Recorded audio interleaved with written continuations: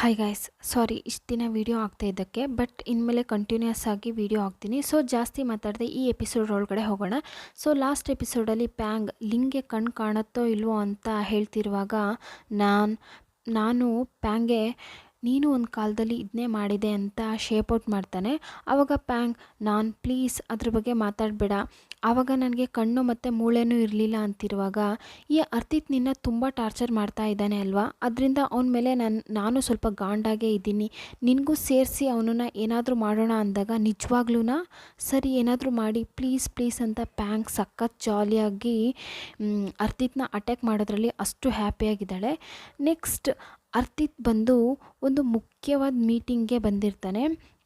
ಆ ಟೈಮಲ್ಲಿ ಏನಾಗುತ್ತೆ ಅಂದರೆ ಸಣ್ಣ ಹುಡುಗಿನ ಇಟ್ಟು ಫೋಟೋಸ್ನ ತೆಗಿತಾ ಇರ್ತಾನೆ ಅಲ್ವಾ, ಅದ್ರ ಬಗ್ಗೆ ಬಂದು ಪ್ಯಾಂಗೆ ಗೊತ್ತಾಗುತ್ತೆ. ಈ ಥರ ಎಲ್ಲ ಮಾಡ್ತಾ ಇದ್ದೀಯಾ ಅಂದ್ಕೊಂಡು ಸುಮ್ಮನೆ ಇರದೆ ಏನಾದರೂ ಮಾಡಬೇಕು ಅಂದು ಅರ್ತಿತ್ ಫೋನ್ಗೆ ಫೋಟೋಸ್ ಮೇಲೆ ಫೋಟೋಸ್ ಕಳಿಸ್ತಾ ಇದ್ದಾಳೆ. ಅರ್ತಿತ್ ಫೋನ್ನ ಓಪನ್ ಮಾಡಿ ನೋಡೋಕ್ಕೂ ಪ್ಯಾಂಗ್ ಕೆಳಗೆ ಬಿದ್ದು ಮಂಡೆ ಹೊಡ್ಕೊಂಡು ರಕ್ತ ಬರೋ ರೀತಿ ಇದೆ. ಅದನ್ನ ನೋಡಿದೆ ಅರ್ತಿತ್ ಹೆದರ್ಕೊಳ್ಳೋಕೆ ಸ್ಟಾರ್ಟ್ ಮಾಡ್ತಾನೆ. ಸೊ ಆ ಮುಖ್ಯವಾದ ಮೀಟಿಂಗ್ನ ಬಿಟ್ಟು ನನಗೊಂದು ಮುಖ್ಯವಾದ ಕೆಲಸ ಇದೆ ಅಂತ ಅವಸರವಾಗಿ ಮನೆಗೆ ಬರ್ತಾ ಇದ್ದಾನೆ. ಆ ಫೋಟೋಸಲ್ಲಿದ್ದ ಜಾಗಕ್ಕೆ ಬಂದು ನೋಡಿದರೆ ಆ ಜಾಗದಲ್ಲಿ ರಕ್ತ ಮಾತ್ರ ಇದೆ. ಏನಾಯಿತೋ ಏನೋ ಅಂತ ಅರ್ತಿತ್ ಹೆದರ್ಕೊಂಡು ನಿಂತಿದ್ರೆ ಮತ್ತೆ ಅವನಿಗೊಂದು ಫೋಟೋ ಬಂದಿದೆ. ಹಾಗೆ ಓಪನ್ ಮಾಡಿ ನೋಡಿದ್ರೆ ಪ್ಯಾಂಗ್ ಬಂದು ಹಿಂದೆನೇ ನಿಂತಿರೋ ಥರ ಬಂದು ಒಂದು ಫೋಟೋಸ್ ಬಂದಿದೆ.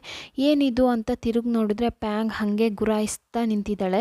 ಅವಮಾನ ಆಗ್ತಿಲ್ವಾ? ಸ್ಪೈ ಕೆಲಸ ಮಾಡ್ತಾ ಇದ್ದೀರಾ? ಹೆಂಗೆ ನೀವು ನನ್ನ ಪರ್ಸ್ನಲಲ್ಲಿ ತಲೆ ಹಾಕ್ಬೋದು? ಹೆಂಗೆ ನೀವು ಫೋಟೋಸ್ನೆಲ್ಲ ತೆಗಿಬೋದು ಅಂತಿರುವಾಗ ಹೇ ಸುಮ್ಮನಿರು, ಕುಣಿಬೇಡ. ನಾನು ನಿನ್ನ ರೂಮ್ ಮತ್ತು ಬಾತ್ರೂಮ್ ಒಳಗಡೆ ಬಂದು ಫೋಟೋಸ್ನೆಲ್ಲ ತೆಗ್ದಿಲ್ವಲ್ಲ, ನೀನು ಇಲ್ಲಿ ಕೆಲಸ ಮಾಡ್ತಾ ಇದೆಯಾ? ನಾನು ಸೆಕ್ಯೂರಿಟಿ ಕ್ಯಾಮ್ರಾ ಇಟ್ಟಿದ್ದೀನಿ, ವಾಚ್ ಮಾಡೋಕ್ಕೆ ಕೇಳಿ ಅಂತಾನೆ. ಅದಕ್ಕೂ ಇದಕ್ಕೂ ವ್ಯತ್ಯಾಸ ಇದೆ. ಇದನ್ನ ಇಟ್ಕೊಂಡು ನಾನು ಒಂದು ಕಂಪ್ಲೇಂಟ್ ಕೊಟ್ಟರೆ ನೀವು ಲೈಫ್ ಫುಲ್ಲಾಗಿ ಮುದ್ದೆ ಮುರಿಬೇಕು ಅಂತ ಹೇಳಲ್ಲ. ಹೋ ಏನು ರೂಲ್ಸು ಅಂತ ಇದೆಯಾ? ಬಾ ಇಬ್ಬರು ಹೋಗೋಣ ಪೊಲೀಸ್ ಸ್ಟೇಷನಿಗೆ. ನೀನು ಮಾಡಿದ್ದಲ್ಲ ನಾನು ಹೇಳ್ತೀನಿ, ನಾನು ಮಾಡಿದ್ದಲ್ಲ ನೀನು ಹೇಳು, ಏನಾಗತ್ತೆ ಅಂತ ನೋಡೋಣ. 6 ವರ್ಷದ ಹಿಂದೆಯೇ ಈ ಬುದ್ಧಿ ಬರಬೇಕಿತ್ತು ಅಂತ ಹಿಂದಿನ ವಿಷಯನ ತಗೊಬಂದು ಹೇಳ್ತಾ ಇದ್ದಾನೆ. ಆ ವಿಷಯ ಬಂದ್ರೇ ಪ್ಯಾಂಗ್ ಹಾಗೆ ಸೈಲೆಂಟ್ ಆಗ್ತಾಳೆ. ಅದಲ್ಲದೆ ನೀನು ತಾನೇ ಹೇಳಿದೆ ನನಗೆ ಮಾಡಿರೋ ತಪ್ಪಿಗೆ ಏನು ಬೇಕಾದರೂ ಮಾಡೋಕ್ಕೆ ರೆಡಿ ಅಂತ, ಮತ್ತೇನಕ್ಕೆ ಇವಾಗ ಕುಣಿತಾ ಇದೆಯಾ? ಹೋಗು ಅಂದು ಅವಳನ್ನ ಮಾತಾಡೋಕ್ಕೆ ಬಿಡದೆ ಹಾಗೆ ಆಫ್ ಮಾಡಿ ಬಿಡ್ತಾನೆ. ಇವಾಗ ನೆಕ್ಸ್ಟ್ ಸೀನಲ್ಲಿ ಫಾರ್ಮಲ್ಲಿ ಕೆಲಸ ಮಾಡೋ ತಾತ ಬಂದು ಪ್ಯಾಂಗ್ನ ರಿಪೋರ್ಟ್ ಕೊಡ್ತಾ ಇದ್ದಾರೆ. ಅದನ್ನ ಓಪನ್ ಮಾಡಿ ನೋಡುವಾಗ ರಿಪೋರ್ಟ್ ಎಲ್ಲ ಕೈಯಲ್ಲಿ ತಾನೇ ಬರೆದಿರ್ತಾರೆ. ಆದರೆ ಪ್ಯಾಂಗ್ ನೋಡಿದ್ರೆ ಡ್ರಾಯಿಂಗ್ ಹಾಗೆ ಬರೆದಿದ್ದಾಳೆ.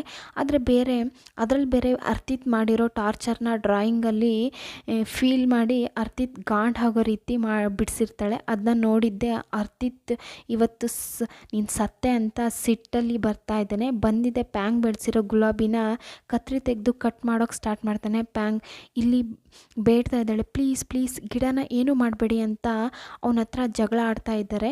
ಇನ್ಮೇಲೆ ನೀನು ನನ್ನ ಹತ್ರ ಇಟ್ಕೋತೀಯಾ ಅಂತ ಡೈರೆಕ್ಟಾಗಿ ಕೇಳ್ತಾ ಇದ್ದಾಗ ಇಲ್ಲ ಅಂತ ಹೆದರ್ಕೊಂಡು ಹೇಳ್ತಾ ಇದ್ದಾಳೆ. ಜೋರಾಗಿ ಹೇಳು ಅಂತ ಪ್ಯಾಂಗ್ನ ಕೂಗಾಡ್ತಾ ಇದ್ದಾನೆ. ಇಲ್ಲ ಮಾಡೋಲ್ಲ ಅಂದಾಗ ಇನ್ಮೇಲೆ ಮಾಡಿದೆ ಅಂದರೆ ಅಷ್ಟೇ, ಇರೋದೆಲ್ಲ ಗಿಡನ ಕಟ್ ಮಾಡಿ ಬಿಗಾಯಿಸ್ತೀನಿ ಅಂತ ಹೆದರಿಸಿ ಅಲ್ಲಿಂದ ಹೋಗ್ತಾನೆ.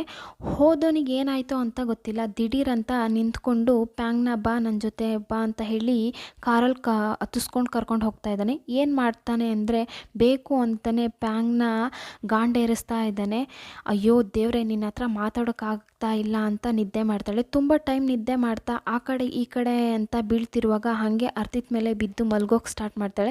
ಇವನಿಗೆ ಅವಳನ್ನ ಟಚ್ ಮಾಡಿದ್ರೆ ಏನೋ ಆದಾಗ ಮಾಡ್ತಾನೆ ಅಲ್ವಾ, ಅವಳು ಇವನ್ನ ಭುಜದ ಮೇಲೆ ಬಿದ್ದಿದೆ ತಳ್ಳಿ ಬಿಡ್ತಾ ಇದ್ದಾನೆ. ಒಂದು ಇದರಲ್ಲಿ ಫೋರ್ಸಾಗಿ ತಳ್ಳಬೇಕು, ತಳ್ಳೋಕ್ಕೂ ಪ್ಯಾಂಗ್ ಪಾಪ ಹೋಗಿ ವಿಂಡೋ ಕನ್ನಡಿಲಿ ಒಡ್ಸ್ಕೊತಾಳೆ. ಸಖತ್ ನೋವಾಗುತ್ತೆ. ಹಾಗೆ ಕಣ್ಬಿಟ್ಟು ನೋಡಿದ್ರೆ ಅರ್ತಿತ್ ನೀವೇ ತಾನೇ ನನ್ನ ತಲೆನ ತಳ್ಳಿದ್ದು, ಏನು ಹೇಳ್ತಾ ಇದೆಯಾ? ನಿದ್ದೆಲ್ಲಿ ಹೋಗಿ ಒಡಿಸ್ಕೊಂಡು ಅದರಲ್ಲಿ ಕನ್ನಡಿ ಬೇರೆ ಡ್ಯಾಮೇಜ್ ಮಾಡಿ ಮಾತಾಡ್ತಾ ಇದೆಯಾ?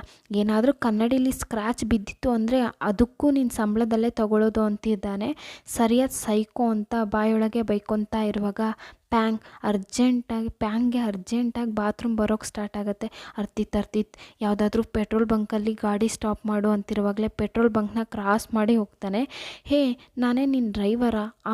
ನೀನು ಹೇಳ್ದಾಗ ಕೇಳೋಕ್ಕೆ ಅಂತಾನೆ ಆ ಜಾಗನ ಕ್ರಾಸ್ ಮಾಡಿ ಬರ್ತಾನೆ. ಪ್ಯಾಂಗ್ಗೆ ಸಖತ್ ಟೆನ್ಷನಾಗಿ ಆಗುತ್ತಾ ಇಲ್ವಾ ಅಂತ ಹೇಳಿ, ಈ ಸಿಚುವೇಷನಲ್ಲೂ ನಮ್ಮನ್ನ ಈ ಥರ ಮಾಡ್ತಾ ಇದ್ದಾನೆ ಅಂತ ಹೇಳಿ ಟೆನ್ಷನಾಗಿ ಇರ್ರಿ ಅಂತ ಹೇಳಿ, ಇರು ನಾನು ಕಾರಲ್ಲೇ ಹೋಗ್ತೀನಿ ಅಂತ ಬ್ಲ್ಯಾಕ್ ಮೇಲ್ ಮಾಡ್ತಾ ಇದ್ದಾಳೆ. ಅರ್ತಿತ್ ಹೆದ್ರಿ, ಹಂಗೆಲ್ಲ ಮಾಡಬೇಡ, ಪ್ಯಾಂಗ್ ಸ್ವಲ್ಪ ಟೈಮ್ ಹೋಲ್ಡ್ ಮಾಡ್ಕೊಂಡು ಪಕ್ಕದಲ್ಲಿರೋ ಪೆಟ್ರೋಲ್ ಬಂಕ್ನಲ್ಲಿ ಕರ್ಕೊಂಬರ್ತಾನೆ. ವಾಶ್ರೂಮಿಗೆ ಹೋಗಿ ಬರ್ತಾಳೆ. ಅರ್ತಿತ್ ಯಾಕೋ ತುಂಬ ಹ್ಯಾಪಿಯಲ್ಲಿದ್ದಾನೆ. ಏನು ಪ್ಯಾಂಗ್ ಫ್ರೀ ಆದ್ಯಾ? ಸರಿ, ಟೈಮ್ ಆಯಿತು ಅಲ್ವಾ, 1 ಗಂಟೆ, ಹಸ್ವಾಗ್ತಾ ಇಲ್ವಾ ಅಂದಾಗ, ಹೌದು ನನಗೆ ಹಸ್ವಾಗ್ತಾ ಇದೆ, ಆದರೆ ಮಾತ್ರ ಕರ್ಕೊಂಡು ಹೋಗಿ ಊಟನ ಕೊಡಿಸ್ತೀಯಾ ಅಂತ ಪ್ಯಾಂಗ್ ನೋಡುವಾಗ, ಸರಿ ಬಾ ಊಟ ಮಾಡೋಣ, ನಿನಗೆ ಎಲ್ಲಿ ಊಟ ಮಾಡಬೇಕು ಅಲ್ಲೇ ಊಟ ಮಾಡೋಣ ಅಂದು ಒಂದು ದೊಡ್ಡ ರೆಸ್ಟೋರೆಂಟ್ಗೆ ಇವಳನ್ನ ಕರ್ಕೊಂಡು ಬಂದಿದ್ದಾನೆ. ಮುಂದೆ ವಿಧವಾದ ಫುಡ್ಡೆಲ್ಲ ಇದ್ದಾವೆ. ಪ್ಯಾಂಗ್ ಇದನ್ನ ಬಾಯಿನ ಕಂಟ್ರೋಲ್ ಮಾಡೋಕ್ಕಾಗ್ತಿಲ್ಲ.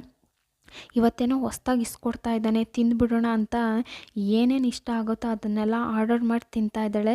ಎಲ್ಲ ತಿಂದುಬಿಟ್ಟು, ಅರ್ತಿತ್ ತುಂಬ ಥ್ಯಾಂಕ್ಸ್, ನಿನ್ನಿಂದ ಎದುರು ನೋಡಿಲ್ಲ ಅಂತ ಕೈಯೆಲ್ಲ ಮುಗಿತಾ ಇರುವಾಗ, ಇರು ಪ್ಯಾಂಗ್, ಅಷ್ಟೊಂದು ಅವಸರವಾಗಿ ತಗೋಬೇಡ, ಇದು ನೀನು ಊಟ ಮಾಡಿರೋದಕ್ಕೆ ಬಿಲ್ಲು, ಹುಷಾರಾಗಿಟ್ಕೋ, ನೆಕ್ಸ್ಟ್ ಮಂತ್ ಸ್ಯಾಲ್ರಿಯಲ್ಲಿ ಎಷ್ಟು ಅಮೌಂಟ್ ಕಟ್ಟಾಯಿತು ಅಂತೇಳಿ ನನ್ನ ಪ್ರೂಫ್ ಬೇಕು ಅಲ್ವಾ, ಇಟ್ಕೋ ಅಂತ ಎದ್ದೋಗ್ತಾನೆ. ಸೊ ಇವತ್ತಿನ ಎಪಿಸೋಡ್ ಇಲ್ಲಿಗೆ ಮುಗಿಯುತ್ತೆ. ಈ ಎಪಿಸೋಡ್ ಇಷ್ಟ ಆದರೆ ಲೈಕ್ ಮಾಡಿ, ಕಮೆಂಟ್ ಮಾಡಿ, ಹಾಗೆ ಮರಿದೆ ಸಬ್ಸ್ಕ್ರೈಬ್ ಮಾಡಿ. Thank you.